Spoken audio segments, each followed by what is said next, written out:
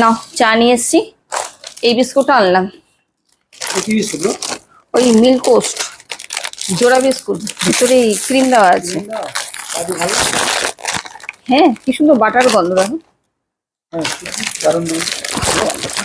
কি গো, আজকে তালটা তো নষ্ট হয়ে যাচ্ছে। হ্যাঁ তো, তালের বড়া করলে হতো না?